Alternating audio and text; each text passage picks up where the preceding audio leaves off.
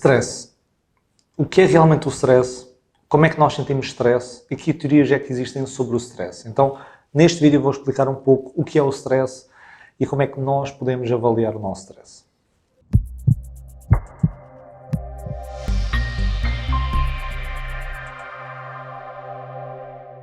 Existem várias definições sobre o stress, mas a primeira definição foi dada por a pessoa que é considerada o pai do stress, que fundou este conceito, que nomeou este conceito, que é o Anselli.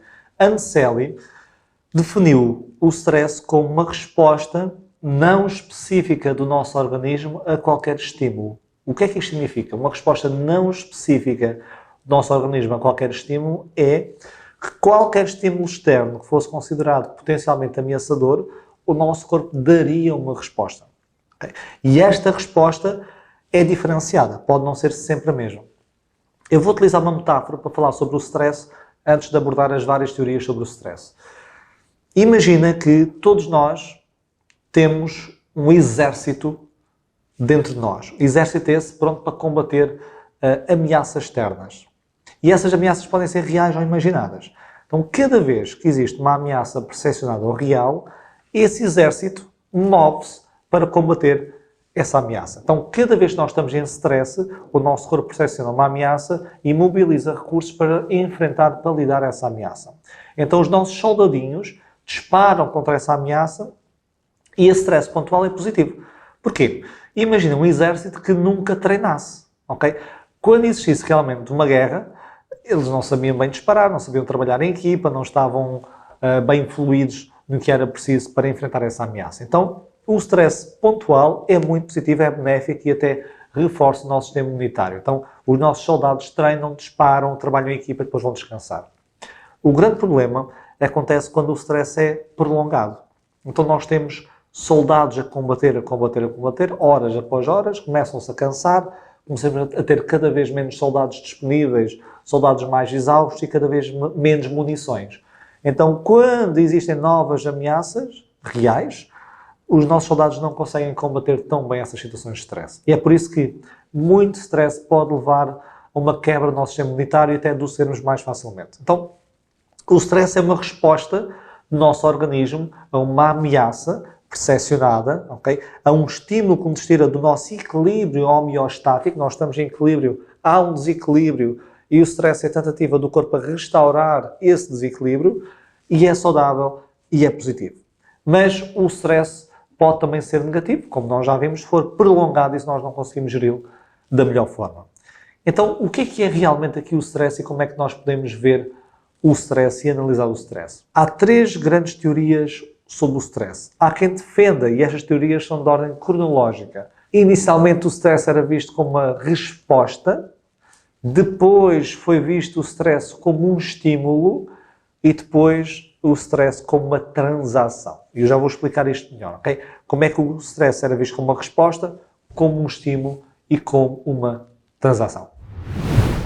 Vamos pegar no conceito original do stress como uma resposta. O stress como uma resposta aqui tinha muito a ver com a resposta do nosso corpo. E esta teoria veio do Anselli, do pai do stress. Ele via que o stress tinha muito a ver com a resposta do nosso organismo ao estímulo que estava a ser ameaçador. E existiam várias fases fisiológicas que o nosso organismo passava para responder ao stress, nomeadamente três grandes estágios. Estes estágios, ele deu o nome de Síndrome da Adaptação Geral. Ok? Síndrome da Adaptação Geral. Três grandes estágios. Primeiro estágio, reação geral de alarme. Ou seja, o que é que isto era? Era a primeira reação ao stress. Então, quando o nosso corpo enfrentava um estímulo aversivo, ameaçador, o corpo libertava várias hormonas de stress, incluindo cortisol. Para quê? Para começar a responder a esse estímulo, para mobilizar recursos. Esse era o primeiro estágio. O segundo estágio é o estágio da resistência. E aqui, após um período crónico de stress, após um período mais prolongado de stress, o nosso corpo começa-se a ambientar esse novo estímulo. Então, os níveis de glucose aumentam para manter a nossa energia, a pressão sanguínea aumenta e recursos são feitos para nós voltarmos, digamos, ao estímulo, ao momento que nós estávamos previamente experienciarmos esse stress. Okay? Então, como eu estava a dizer, nós perdemos aquele equilíbrio homeostático, há uma primeira reação, primeiro estágio. O segundo estágio é já a recuperação, que ele chama de resistência. Depois existe o estágio 3, o último estágio, que é exaustão. E neste estágio, os níveis de açúcar no sangue começam a diminuir, nós começamos a ficar cada vez menos tolerantes ao stress e nós começamos a sentir cada vez mais exaustos, maior exaustão mental e física. Aqui o grande problema então do stress é quando permanecia muito tempo neste terceiro estágio, porque o primeiro, que é a reação geral, e o segundo, que é a resistência, são processos normais do stress e saudáveis. O terceiro estágio é que nos levava, digamos, à exaustão dos nossos recursos. Então, esta ideia do stress como resposta era o stress analisava-se como a resposta do organismo ao estímulo.